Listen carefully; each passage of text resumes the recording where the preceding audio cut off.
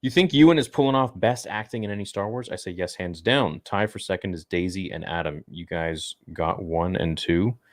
Definitely not Daisy, in my opinion. I think Adam's great. I think Ewan's great. Ian McDermott, man. Yeah. Yeah, I definitely think that Ewan's doing a great job in this show. But, the thing that stuck out to me the most about the prequel flashbacks from 5 is like if you go back and watch the prequels themselves, I just think it's George's work there is so underrated, particularly with Hayden. The performance that Hayden gives and the direction and everything, if you really watch it, he captures this like nuance, this like this ego, but also this like real kind of like innocence, this adolescent nature to him. And There's 2? like in all of them, but yeah, in 2 specifically, there's Yeah. like this really it's a really nuanced thing that George just pulls out of him. And I honestly did not get it didn't feel nuanced to me in that flashback. Vader and Hayden's performance are very one note. It's like, oh, Vader's cocky. And that's like the whole point and the whole direction is like you're cocky in this scene. Yeah. There's no like pensive reflection. I don't see No. like, and so like to me, man, damn, dude, I think Hayden's performance in the prequels is super underrated. And I think that it's almost like Disney is trying to show us just how good the prequels were. Because Making lackluster stuff. yeah, dude, it's like, go back and watch Attack of the Clones and then watch that flashback scene from 5. Like, yeah, so I don't know, man. It's Dude, Attack of the Clones Anakin has, I think, some of the best acting in Star Wars. It's really good. The Tusken Raider scene. It's crazy. Shut so the hell strong. up! You can't tell me that he poured his heart out in that, man. Yeah, it's incredible. The scene where he was crying and he was upset about everything. Like you can tell, this kid is so messed up. Yeah, he's so distraught. But dude, even the scenes where he's just levitating the object and talking about Obi-Wan with her. Bro, there's so much going on there, and the little subtleties and the way the lines are delivered. There's nuance to that character. And I just don't feel like, I had that in the flashback in 5, and it's just wild to me. That magic is just, it's kind of lacking for me. What's weird is that a lot of people say people hated on the prequels, but honestly, at that time, I feel like people really loved Episode 2.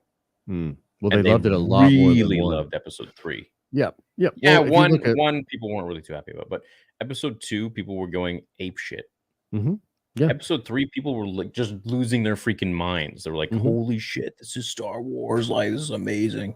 Yeah. So, I mean, I understand people say, "Oh, people gotta hate the prequels." It's like, yeah, but it's not comparable to how many people hate the sequels now. It's really not. I don't think. I don't think so either. But also, we have social media now, so that's true. It is a little exacerbated. But I think that, like, at the end of the day, maybe if Rise had been incredible, you could make that argument. But a lot of sequel fans didn't even like Rise, dude. Like, all the Raylos hate Rise. So, like, how is it not? But they got together at the end. They hate it, dude. They hate it. I don't understand why. Well, I think from what I understand, number one, well, no, because it didn't feel earned. It just felt like the plot is so pushed along in Rise that even because people love the subtleties between Rey and Kylo from TLJ. Like, say what you will about TLJ. Yeah, I guess so. But the subtleties of those two together is like, it's charming, it's complex, it's dark, it's a little twisted. It's got a lot of juice.